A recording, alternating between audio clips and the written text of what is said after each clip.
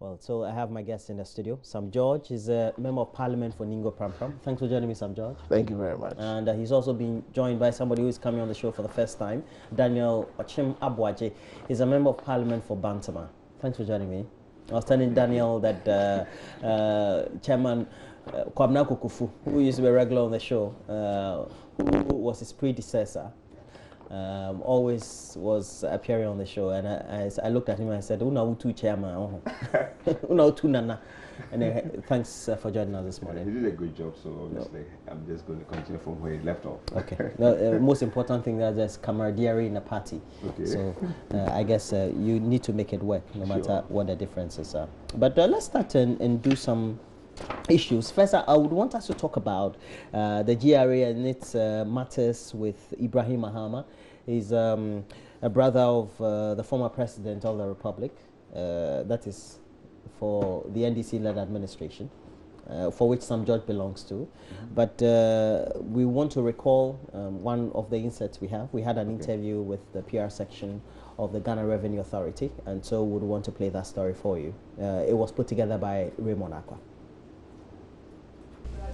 A heavy-duty equipment dealer, MBG Limited, and Holman Brothers, both owned by Ibrahim Mahama, brother of the former president, John Mahama, owed the GRA colossal amounts of money in import duties.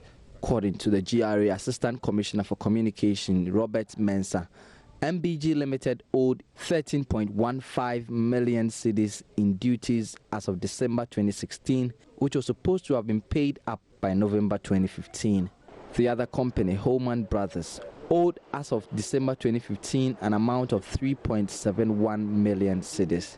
Realizing that getting the two companies to settle their outstanding debt was becoming a problem, the GRA, the Assistant Commissioner said, entered into a settlement arrangement with the companies. Under the arrangement, MBG Limited was supposed to make a monthly payment of 800,000 cedis from December 2016 to December 2017. The second company, Mr. Mensah said, was also to pay 192,000 cedis monthly for 13 months to clear its indebtedness. But the two companies defaulted, compelling the GRA to scrap the arrangement and demand full settlement of the indebtedness with interest, which has been outstanding since 2015. Ibrahim Mahama now has 2 weeks to settle this debt or risk the auctioning of the imports to defray the debt. We are having reneged on at least 2 occasions. We want to go into that. We need a revenue. Okay. So we will have to now go into other instruments or controls within our system. One, to detain the goods involved. But the goods are in his possession, not in your possession. Oh, we can go after the goods anywhere they are. The other, you can track them. We can track them. The other, fortunately, these are not goods that you can easily whisk away to another place. Anti-graft agency, the Economic and Organized Crime Office, last week interrogated Mr. Mahama over that checks issued for the payment of import duties to GRA. The GRA Assistant Commissioner for Communications says he couldn't comment on Iyoko's investigation since the authority did not instigate them. He, however, confirmed that checks issued to GRA as part of payment for the company's debt were returned. I can confirm that number of 44 checks. How many do you know as GRA? I can't give you that figure. I don't have that information at hand. Okay, so if it's unclear the number of checks issued, what was the response from these banks when the checks were sent to the banks? No, we present it, so they will turn to us that these your checks were not honored.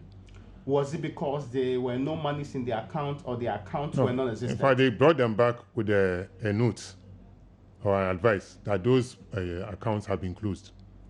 So you issued checks to accounts which were closed? Exactly. There are media reports the former head of the GRA, Mr. George Blankson, was invited Monday morning by Iyoko to assist in investigations into the issue of the dirt checks.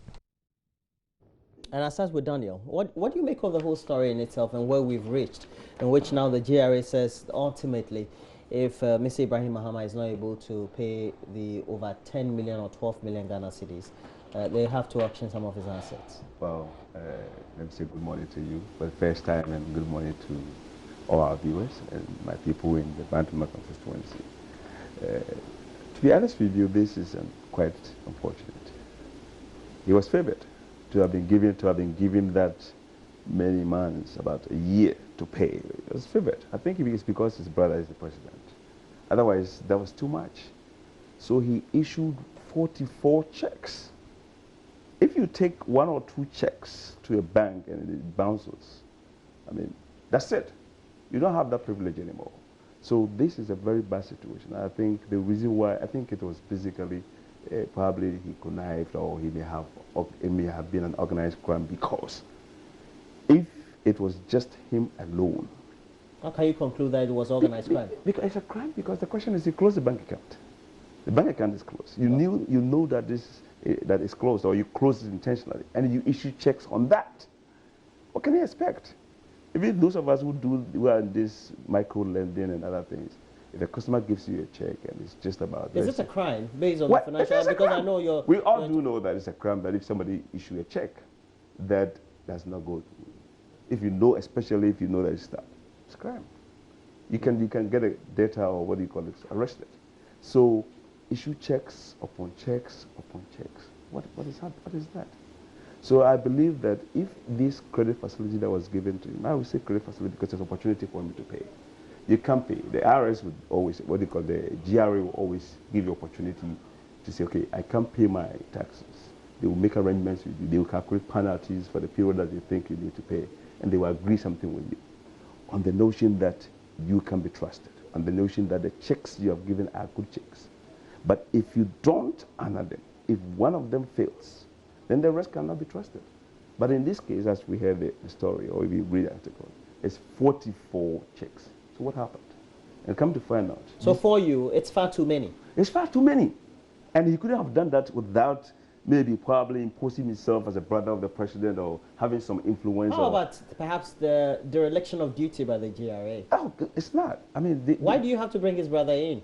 The reason is that because if I come before you, right, and my brother is the president, and he happens to be the president happens to be my uncle, and I say, listen, you have to help me to get these things done. After all, I'm going to work for the government. I'm going to do this contract for the government. So please help me make this work. And because I'm feared for my position, if you're not strong enough, you're not stronger person enough to know that you have to work by the rules, by the law, some people are afraid that if I don't do this for this gentleman, it's going to be a situation where he can probably influence what happens to me next. If people are not strong enough, bold enough, civil servants, then obviously they're going to compromise and do what they're not supposed to do. So I think somebody was feared for their position. But to the extent that he kept issuing these checks, you know, I don't know whether he issued them one time or he issued them at different times. Different times. What are you trying to do? And why should anybody even accept the second, third, fourth one if you know the first ones are not going? So why not blame the GRA then? Well, I think that's why I'm saying that it's not just Ibrahim Mahama who is going to be called to question. As you can see, other people are being called. So why did you accept all these things? So I think there are many people involved. So they have to investigate who were involved in making this happen, making this deal happen. Otherwise, I think he was too much favored. From all the commentary that's going on, Sam George, it looks like if you're a brother of the president, you're powerful. You see, this is where, let me say very good morning to our viewers and the good people of Ngo Pamprama, yourself and my brother. Thank you. This is where I have a challenge, where we can't have a discussion. Ibrahim is a grown man. He's not a kid. He's a grown man, runs his own business. Yeah. John Mahama is not a shareholder in that company. But from the media to analysts, nobody seems to be able to make their conversation or make their point without mentioning John Mahama. Because he's a brother. No. I mean, it's most unfortunate. It's most unfortunate. Honorable is a grown man. If he has a son who is above 18, and your son goes and gets himself involved in something which may be frowns on the law, it will be irresponsible for me to blame you for your son's misbehavior. Because possibly you may have given your son the best of training. Honorable Judge, nobody's blaming the president. No. I beg you, Honorable. You get me. The reference, repeated reference to President Mahama and his brother, and it being because of President Mahama, is unfortunate. And it smacks of the whole suggestion that this is politically motivated. Bearing in mind that all of this persecution started on a sister station of yours. Which station? Adam. And it was not done by a staff of multimedia, but by a guest on the show, on one of your shows, Bedroom, where he put out all of this misleading information. Yes. Put out all of this misleading information, threatened to commit suicide, which is a criminal offense, and he's walking free. The police has not found it necessary to call him. In our laws. He's not committed suicide. No, in our laws, even attempting to or threatening to, suggesting to commit suicide is a crime. It's a crime. And the member of parliament has made that and is walking around. And on the basis of that, it's appearing clearly that nobody knows who the petitioner is to Yoko. Because GRA says they didn't ask Yoko to do anything. Yoko needs a petitioner? Oh. Based on whose basis, on what basis was Yoko carrying out the persecution that they're carrying out? Okay? Because the perception had been created. An economic and organized crime. The perception had been created that they were working on this retrieval at the behest of GRA. It's become clear, thanks to your network again, and the interview you had with the GRA. The GRA had not asked them to commission anything. In fact, the GRA was carrying out its own retrieval processes. You understand me? And so the point that must be made here is this. If you listen to that interview you had, the deputy commissioner made a point which appears to be missing. That 2 checks were returned. 2, he said it. 44 checks were issued, but it doesn't mean 44 checks bounced. You don't have to wait. And then were the 44 checks, and I can put on authority that the GRA has received payments, they received checks from Ibrahim's those 2 companies that have cleared. As recently as 2 weeks ago. And all of this is on the back of payments that he receives from government on the job. Now again, you see, you should be asking, Raymond should go back to the deputy commissioner who he spoke to and ask him what he meant by the accounts were closed. Were the accounts closed or they were dormant? Which one were they? You should go and ask him. He's the one who said the accounts were closed. Ask him again. Were those accounts closed or were they dormant? Because you see, if I'm running a service account on which I issue you checks because I'm expecting receipts of payment into that account, it means that that account is active and serviced as and when those payments I'm expecting come in. We all know that when transactions do not happen on a certain account for a period of time, even if there's credit in it, it can go dormant. Even when the value of money in it is below a certain threshold and you don't service it, it goes dormant. So if he had issued checks on a service account that was supposed to be serviced by payments on the same contract for which he had acquired his liability of duty because of the jobs, the equipment he brought in to execute the same job, and government had been unable to make payments,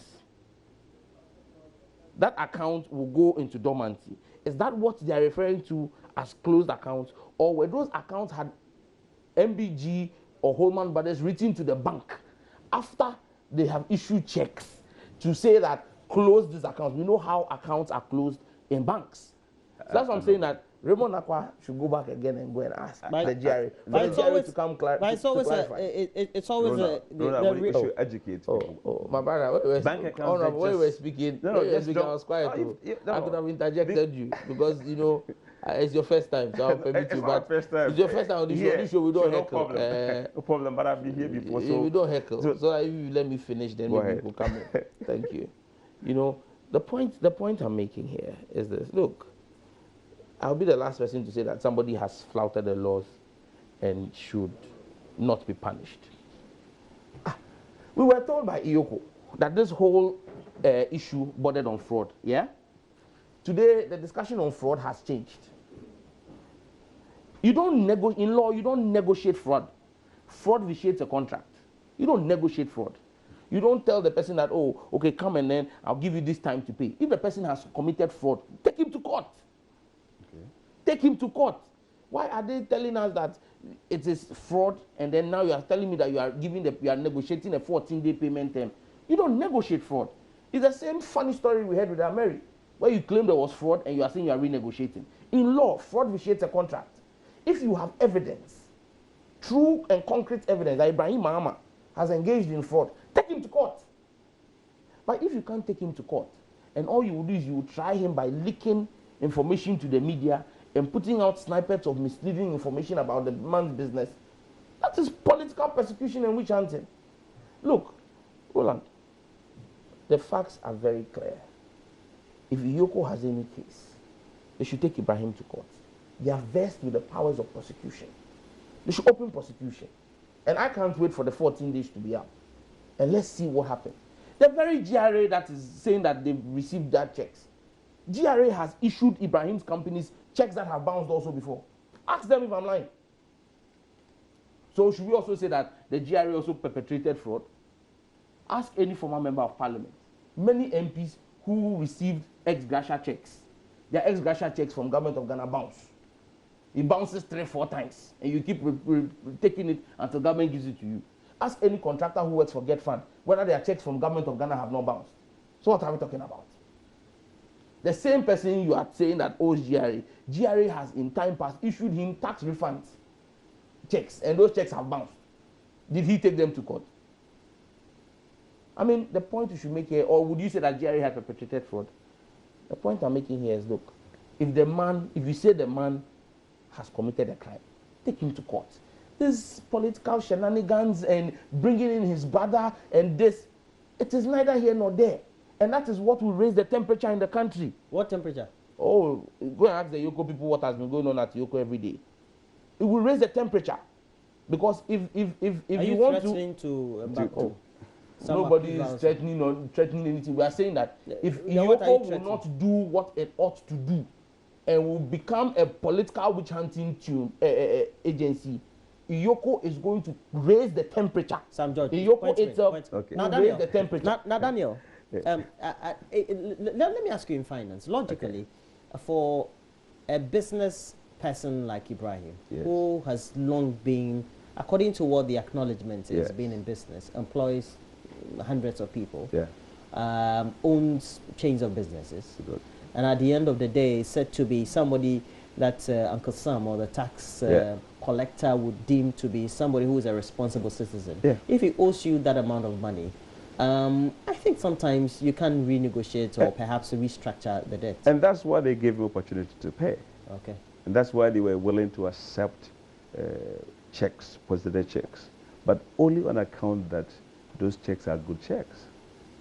And he said only 2 checks cleared or whatever got bounced. It doesn't matter how many. At the end of the day, it can be just 5. But what we do know is that 2 of the checks, whatever it is, did not go through. And the accounts were closed. According to what we just watched, you realize that the accounts were closed. He said they were sent notes. When the banks refuse a check, when a check is dishonored, they will write the reason why the check is dishonored and return it back to you. So according to what we just watched, the accounts was closed. So it doesn't take too many or all the 44 checks to clear before you can see that, you know, this guy has an intention to try not to pay or to defraud, what do you call it, GRA or something like that. What do you make of the NDC's comments that that perhaps because he's the brother of the former president, and it will make good reasoning to paint the former president black, and also seem to be tagging his brother or of having not paid his taxes or paid the right duties on whatever items or equipment that he imported? It kind of gives that opportunity for the state apparatus to do what it is doing. And so, in effect, witch hunting Ibrahim Mahama. No, this is not witch hunting. He's caught foul with the law. He was supposed to pay. He had an arrangement with GRA. He didn't pay. The reason his brother's name is coming in so often is because everybody knew that in some way or form. Yesterday, I saw one of my colleagues sitting here, Honorable, what do you call it? What is his name? The NPP guy. Yesterday? Yes. Ankara, is it Ankara? What is his name? I forgot what his name is. Yes, Carlos, saying that we've had the member of parliament, yes, for the deputy minister of trade for Tema. Carlos Ahinkra. Yes, we've heard that there were so many things going on. We've heard that he was minister of projects and so many other things. If you look at what was happening, in substance, actually, in form, he's just a businessman, but in substance, based on a lot of contracts that were going through his hand, according to what he was saying, it means he was involved. Factual or allegation? No, it's an allegation. That's what he said, that we've heard, whatever it is. So this is just a tip of an iceberg, in my view, if all the things we're hearing were true. Okay, and also, Honorable George is talking about the fact that the government owes him, and therefore he's going to pay based on receipts from government. What does it matter? The GRA doesn't care about it. Bottom line is that you cannot pay your taxes. It's about almost 12 million Ghana cedis. Come for an arrangement. Here's the arrangement for you. Pay. All penalties. So you're saying, despite all these, it doesn't matter. The GRA, it shouldn't depend on anything. Yoko is still giving him some opportunity. leeway. So it's criminal. He could be taken to the police could arrest him for issuing bouncing checks. You know, yes, they could do that and then prosecute him. Now they've given him opportunity to make good of what he's done wrong. I think it's just okay. Let's take it from that angle. So we shouldn't say that just because the issue 44 and only 2 bounce, it is still criminal. According to the law, we know that if you issue checks knowing that it will not go through and you put it through and it gets bounced, you can be arrested for that. And so that's what is happening. You shouldn't say that you have to pay the government or the government has to pay you before you pay. That has nothing to do with it. You couldn't pay. They've given Could it also be that the other businesses and businessmen or other lines of business owners who also are in the same states like Ibrahim, but because that they don't renege on the payment of their taxes, they are given the opportunity to come and structure and pay logically? Because somehow for everybody who has registered companies and goes to make sure that his tax obligations are in the right order, he pays his duties, somehow the tax agencies tend to give you that leeway for you to come and settle. And he was given. They even call you to say, he was given. Even if it's over a year, they call you, come and pay. He was given the opportunity. They will not harass you if you're unable. So why don't you go then doing same to the other business owners or the other owners of those lines of businesses too, who are defaulting? No, I'm sure people get it. No, not those who are defaulting. If people default, this is a lot of money. This is not small money. This is 12 million Ghana cedis or more. So it's not just 1,000, 10,000 Ghana cedis or whatever. And then we don't know what the GRA is doing to people who have been paid. People get to their shops. So why is this one getting the prominence? He's getting the prominence because there's a lot of money involved, right? He's also affiliated to his brother, obviously, because who's a former president. Who's a former president. And, business must be done right, not because you are affiliated. And also, you issue 44 pound checks. Bottom line, that's what it is. So if they like, they could go and lock up all his stores, whatever he's got, his businesses, lock it up. If KMA, for instance, in Kumasi finds out you're not paying your property tax, they'll come with a padlock and they'll lock it. And we have Kofi Adams, who has been reported across the media. I haven't said the NDC feels that Ibrahim Mahama is being witch-hunted. Is being witch-hunted. Now, at the end of the day, if you're the brother of former president, is that not why you need to be in good stead and make sure that perhaps you're not caught by your enemies in many respects? See, when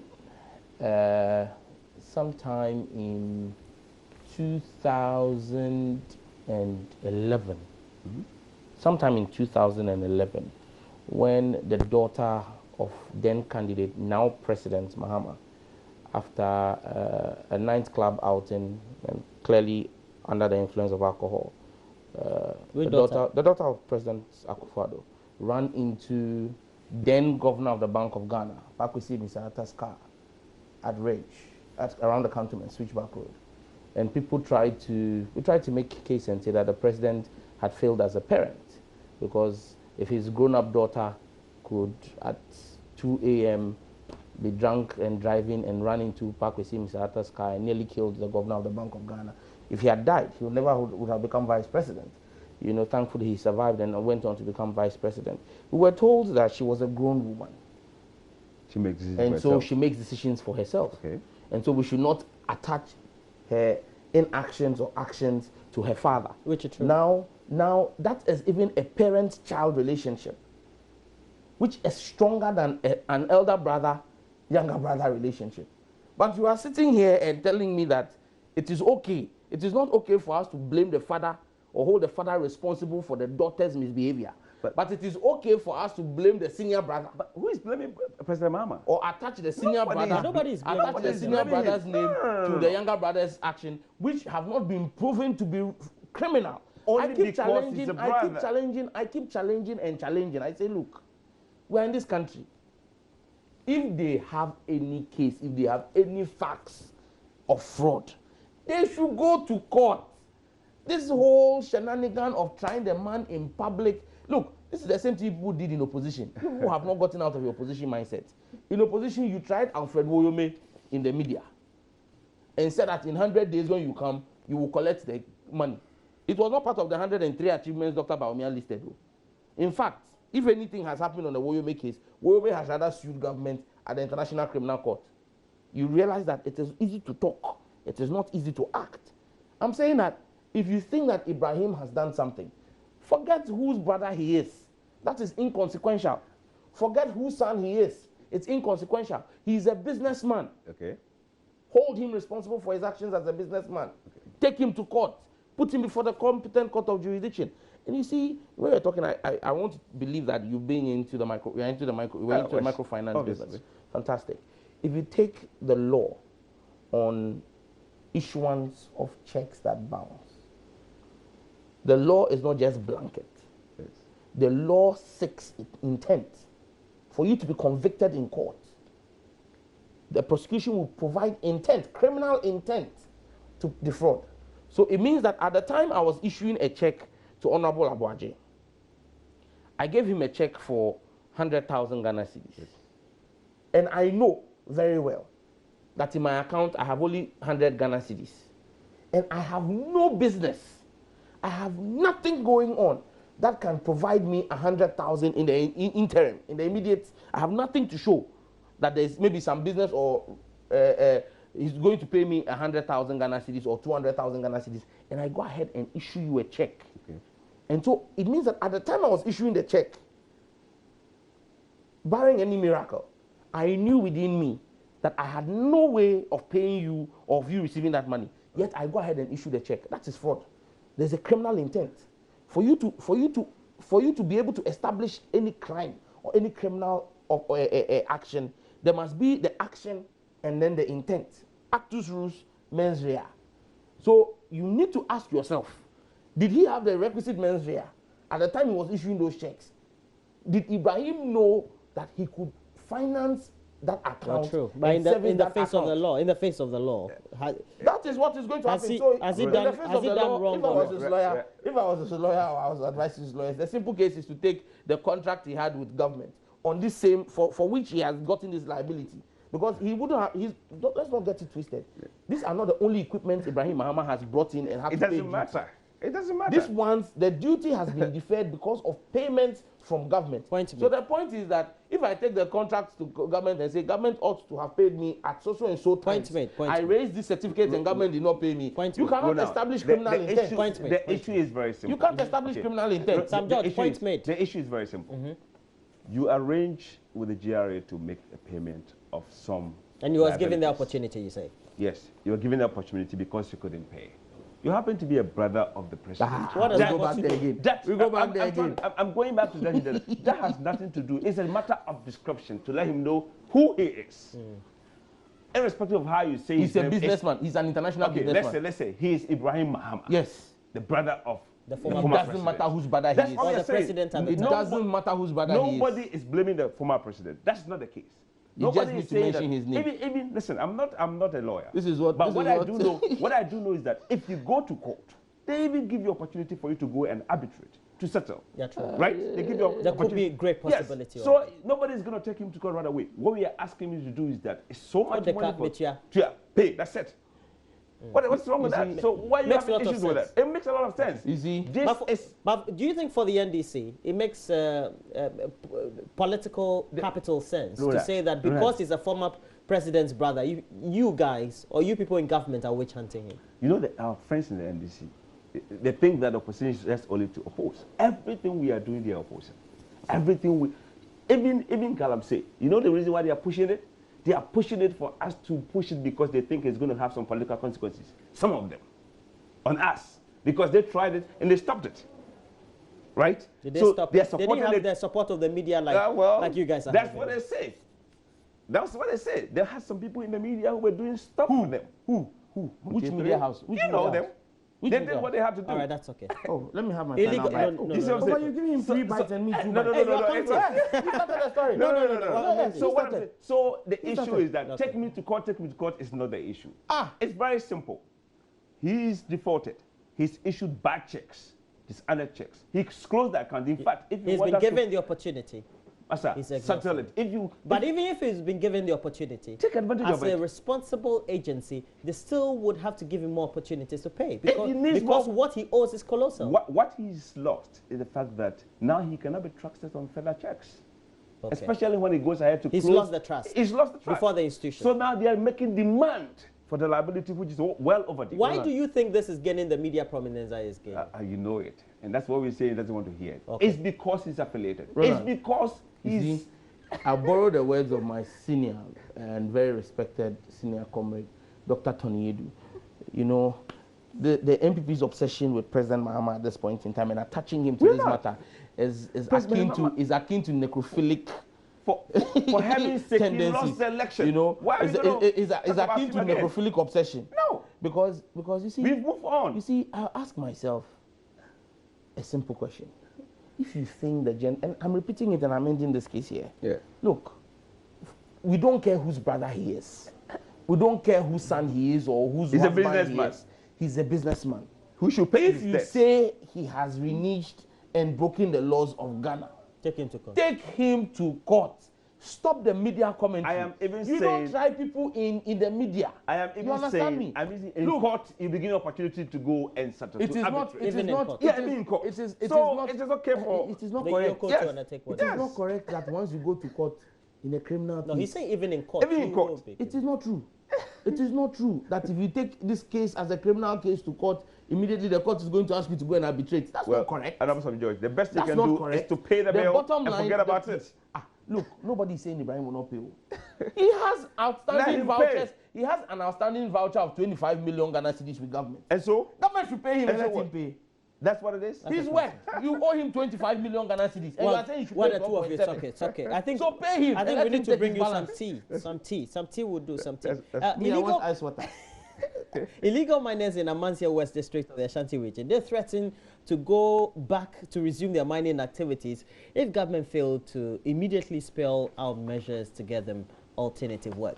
Yesterday I was asking this, I think the Deputy Minister of Trade, because we went on the ground, and even when the minister, the Deputy Minister of Lands and Natural Resources went to Akwitia and its environs and elsewhere in the eastern region, the residents there and those involved in Galamsey threatened that they will even vote the MPP out of power if they continue with this policy initiative to rid those areas of Galamsey activities.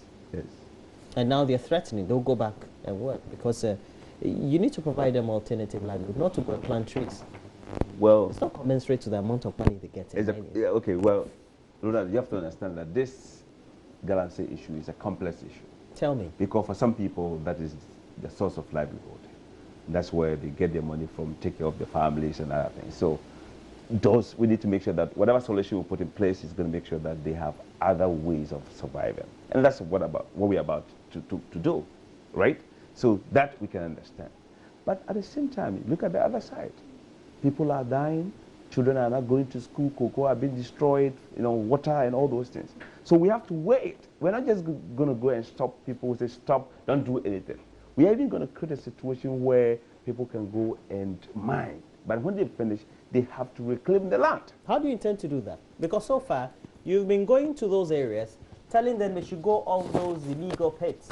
and those areas they are mining illegally. Yes. But not telling them immediately when they go off those places what they're going to do. There are so many policies that are coming. I mean, that yesterday we were talking about one district, one factory. They're talking about planting food for job, planting for food and jobs and all those things. So it's going to take a little bit of time. Mr. Daniel Ochimabwaji, Yes. you are not falling for that trick, are you? What trick is that? That because we're going to have one district, one factory, the thousands or hundreds of people who are involved in Galamsey in those areas are going to be mainstream into one district, one factory job opportunities that may open. We are very sensitive, and we know that there are what do you call it? There are two sides to the coin.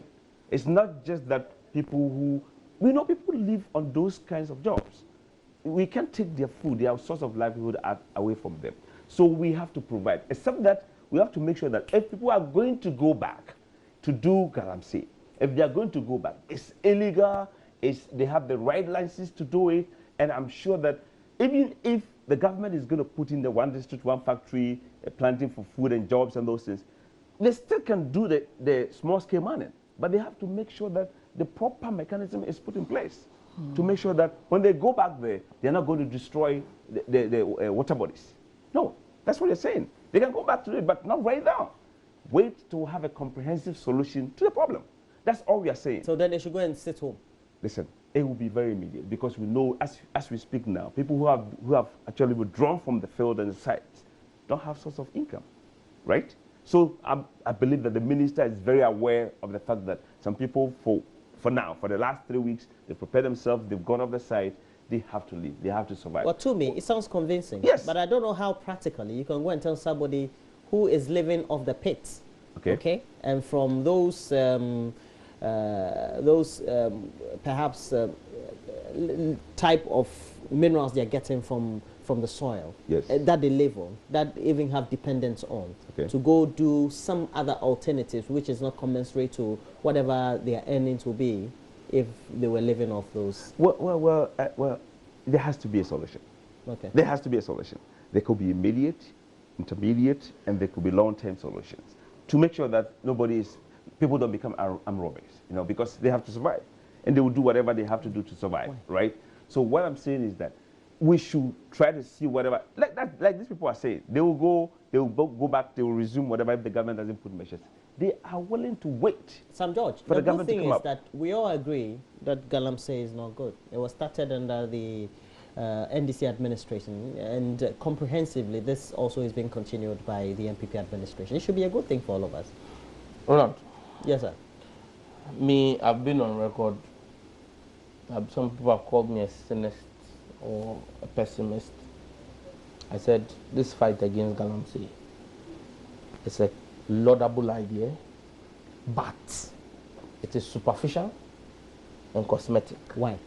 It won't stop Galamsey. Look, if we want to fight Galamsey and stop Galamsey in this country, government must have the cojones, the balls, the willpower to ban all forms of mining, small-scale mining, at this point in time.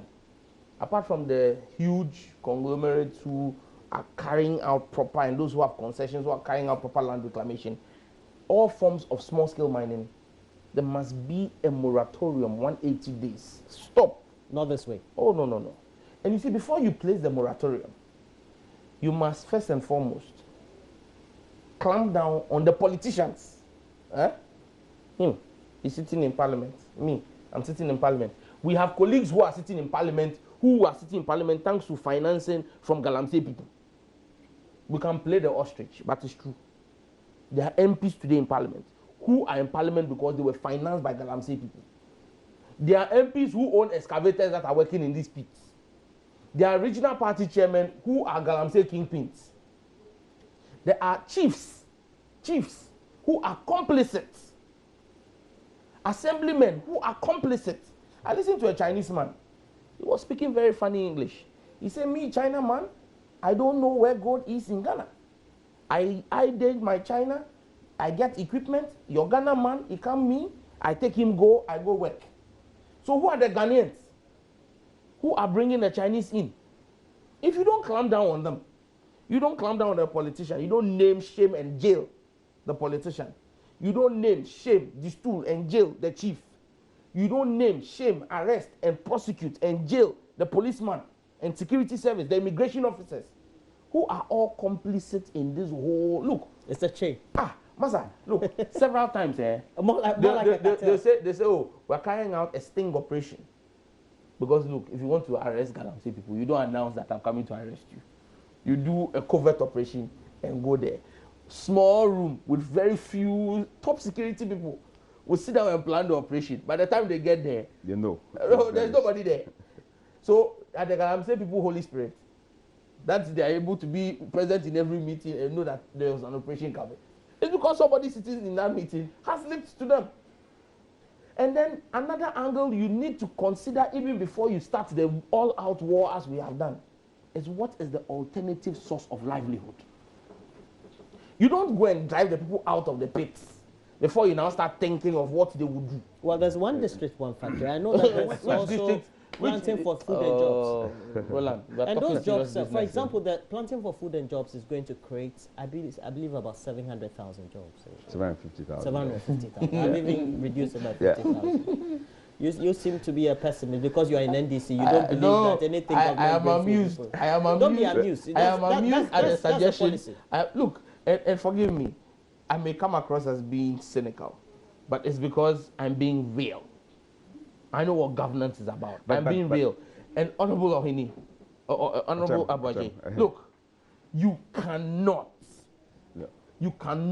tell me and convince me, and I know that I'll be vindicated, that asking these people to leave the pits, and there is no ready program that is going to take them in to maintain their source of livelihood.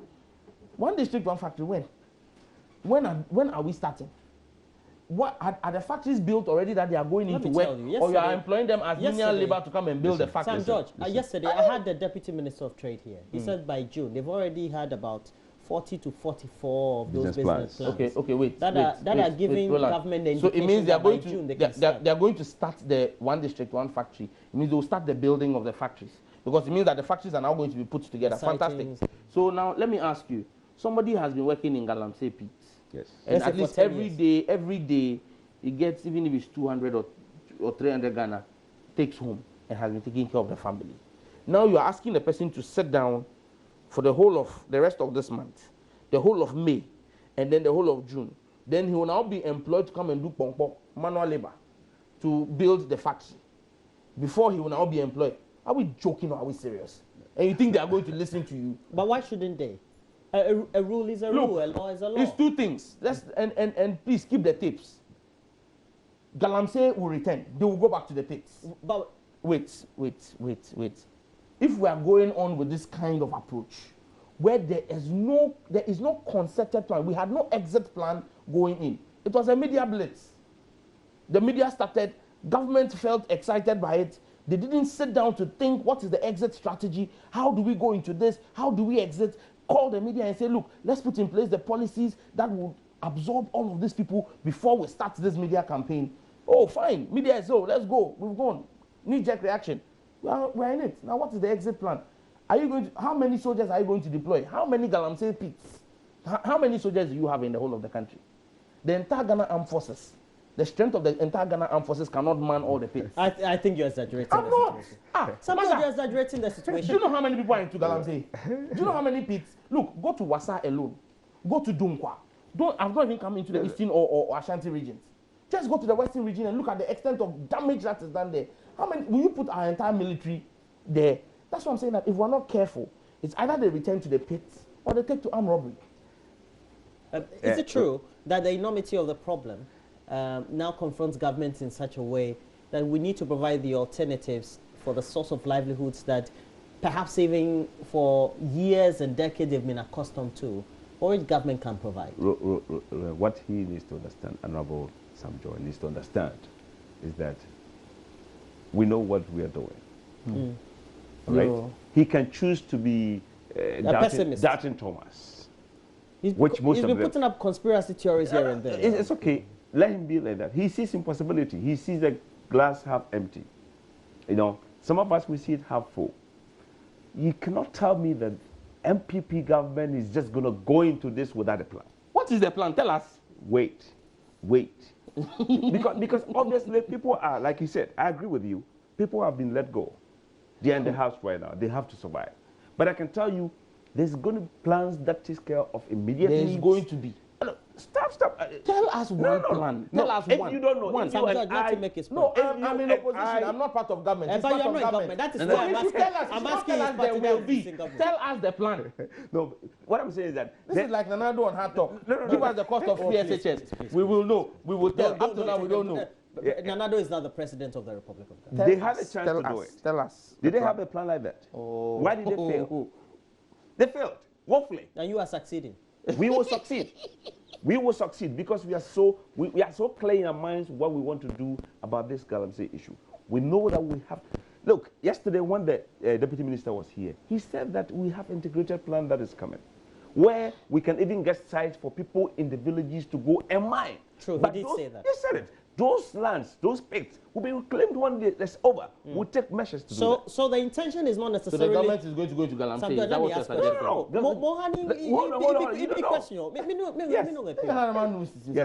Now, at the end of the day, Yes. the intention is to make sure that we are in a position where we're not saying small-scale mining is illegal. No, it's but not. we want to streamline the sector. To make sure So go and have your stay. Yes. Let's streamline it. Yes. Let's provide other means of opportunities for job creation. Exactly. And then you can come in. Those who fit in can fit in into the newly streamlined, sustainable small-scale mining industry. Exactly.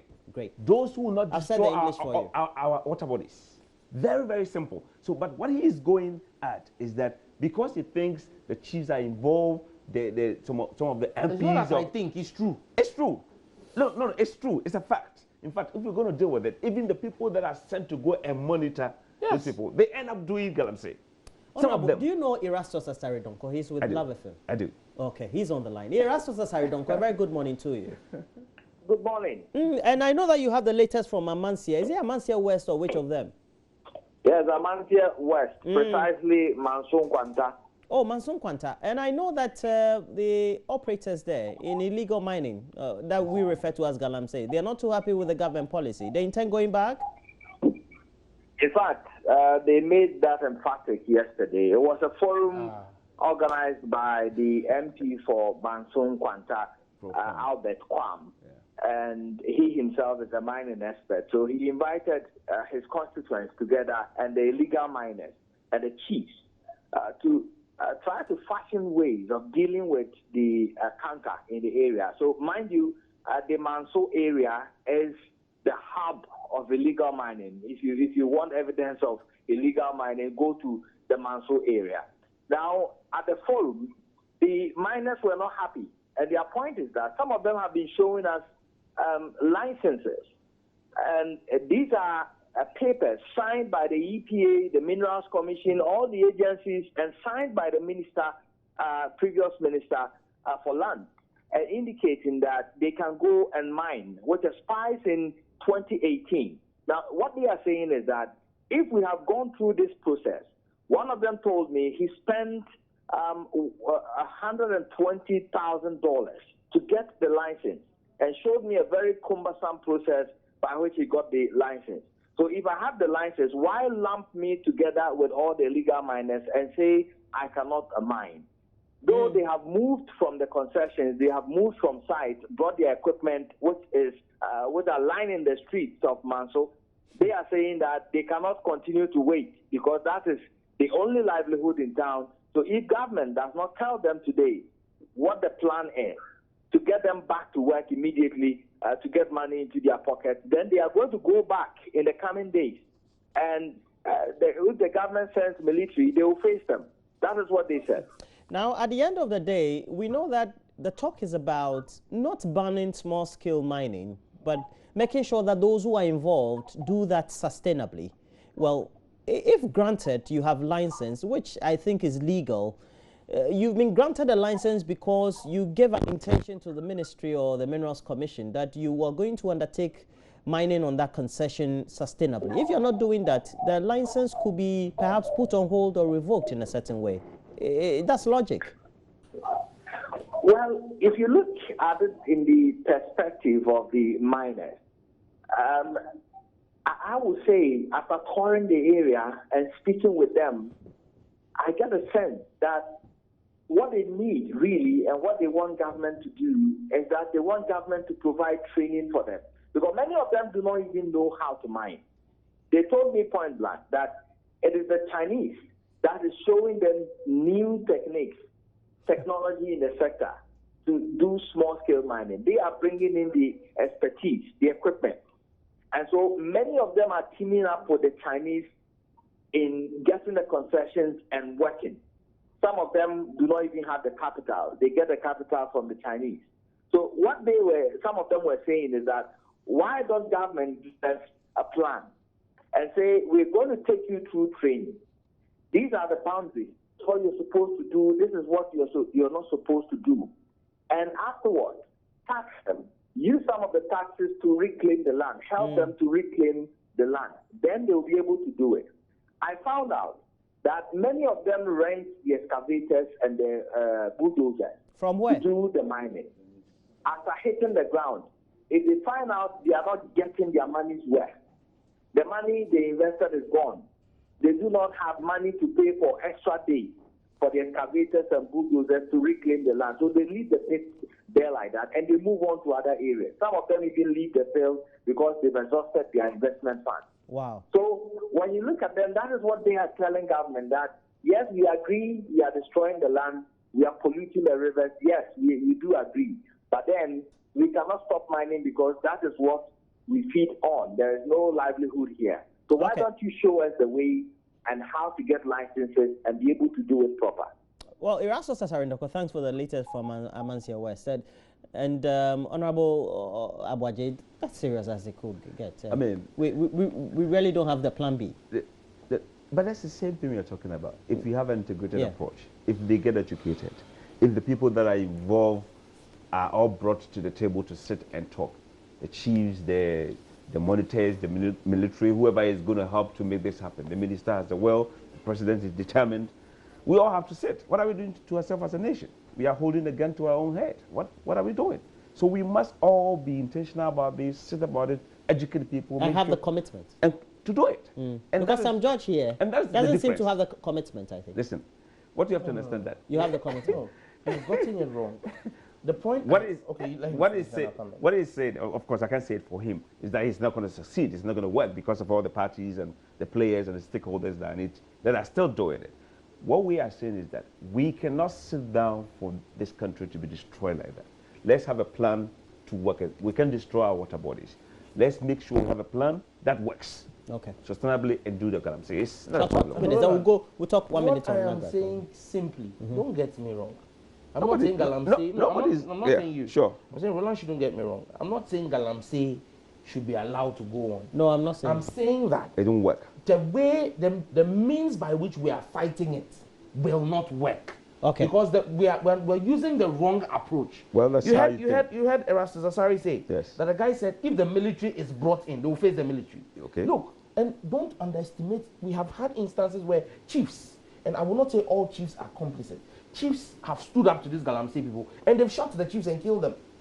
You understand me? And so the point is, before we started all of this ultimatum and all of that, we should have put in place the mechanism so that as we put in place this moratorium, as the minister gave the 3 weeks deadline and they decommissioned. Yes. As they were decommissioning, they should have been moving straight into, if it was a training program, immediately moving into a training program. From a training program, we are going into a land reclamation program. In fact, actually start using them to do reclamation of what they have done already. Are not but in at government, this point so you may not know what is At happening. this point in time, I mean, Masa, stop it. There is Sam no John, plan they say for you don't know government. what's happening. But let's If move there on to is a that. plan, We we have have seen it. Christian There is no plan. Adaipoku. Christian Adaipoku is the president of the National Association of Graduate Teachers. He's on the line because graduate teachers say they will take action against government if it goes ahead to withhold salaries of over 26,000 members yet to register on the biometric platform. Is that true, Mr. Adaipoku? To some extent, it's true. The 26,000 is for the entire public service. Last night, we got data from Controller Accountant General Department that indicates that the teachers involved are 13,800 and a little above. And so you go on strike? or you protest? In what way? Well, for now, we have said that all options are on the table. We can decide to go to court because we think that the violation of the rights of the worker, that he has worked legitimately and needs to be paid. SNIT is not our employer. SNIT does not pay us. And so if SNIT is gathering data, we support SNIT to gather the data, but that does not deny us our salary. We have the option to go to court. We have the option to use any other means that is available to labor to make sure that our people's rights are protected. If you say that they've worked, etc., but they have failed to do the registration biometrically, and so that's the fiat, what's your difficulty as an association? Our difficulty is that, yes, we believe that the biometric registration is important and they must do it. Unfortunately, that should not be the basis for determining whether to pay the person or not to pay the person. And even if they were going to use that, we thought that it would have been better if the ministry had engaged the stakeholders and informed us early enough for us to be able to also give an early warning sign to our members to go and register so that they would not fall into this predicament. But they didn't do that. Like I said, just within a week to being paid, they were informed that they would not. That's not right. So now their salaries have been withheld? Not yet. As of now, they have not yet paid anybody. So as far as we are concerned, nobody's salary has been withheld yet. But we are making efforts to make sure that it doesn't happen because that is the threat that has come into the media. And we want to make sure that it doesn't happen. It's interesting, Mr. Adaipoku. You seem to be holding the institutions to ransom because you think that you're a body for which government cannot dispense with. We are not holding any institutions to ransom. Well, that's what you're doing, is that not it? No, not at all. We are engaging government because this whole thing started when government made the announcement, which was to write to the Ministry of Finance, asking that they should be given 1 month to educate our members so that at the end of it, or anybody who fails to respond, then any punitive measure that to be taken will be acceptable to all. That is all we have asked for. We have not asked anything more than that. And we expect the Ministry of Finance to respond to that. Wow, that's more like a threat. So if they don't respond to it, you hit the streets or you go off the classrooms? As I said, we have many options, but the first thing is that for us, we think that there should be amicable solution to this problem. So we will want to see that happening. We hope that it happens. Well, thank you very much. That's the president of the Association of Graduate Teachers, the National Association of Graduate Teachers. And just a minute or two on this one, then we wrap up. I think I agree with him on the fact that they want to look at the other options, to get it done. The problem we have in this country is that there are so many ghosts on a payroll. And you and I will pay taxes. Our monies are being paid to ghosts. Sometimes one person get paid 3 times. And yes, people, they just said it. I would want to experience that. I haven't experienced it before. Well, that'll be good for you if you get your name paid 3 times. Then that'll be good for you. So what we are trying to do, what the government is trying to do is that let's make sure that everybody that is getting paid from Ghana's limited resources can be verified. It's real human beings. They exist. They're not ghosts. It's not some party people that are being locked up somewhere. So you think NAGRAT is just pretending as if... No, they're not pretending. Okay. They're not pretending. What they are saying is that I think what should happen is that there should be a dialogue. There shouldn't be threat of strike and all those things. There should be a dialogue, and they should probably be given some grace period to, to at least come up. If they don't, then obviously it means they don't exist. I like your answer. I mean, for you, Mr. St. George. Dr. Baumia, then running mate, said you could not govern a country with propaganda. 26,000. We're told not all of them teachers, but half of them are teachers. 13,800. Yes. So it means that they are human beings. They are not ghosts. No, that's not what it means. Their body. Because NAGRAT is saying that these are our members. No, they haven't. They're saying that we have members. The names. And they are our people. And NAGRAT is saying they are people. I've heard consent teachers also say these are our people. I've heard Nat also speak and say these are our people. The finance minister and the vice president, as part of his 103 achievements, told us that they have taken 26,000 ghost names off. Well, that's true. They are not ghosts, they are Ghanaians. Well. So, if government will not take its patience, Roland, but it's in a hurry, we cannot be in a hurry to leave government. We cannot. Sam George is a member of parliament for Ningo Prampram, and he's been in the studio with Daniel Ochim Abuaje. I take strong He's a member of parliament. My full name is not Sam George. You mentioned his three names. Sam what? Samuel Nate George. Samuel Nate George. He's a member of parliament for Ningo Prampram. And Daniel Ochim Abuaje is a member of parliament for Bantam. Thanks for joining me, gentlemen. I've enjoyed the conversation between the two of you.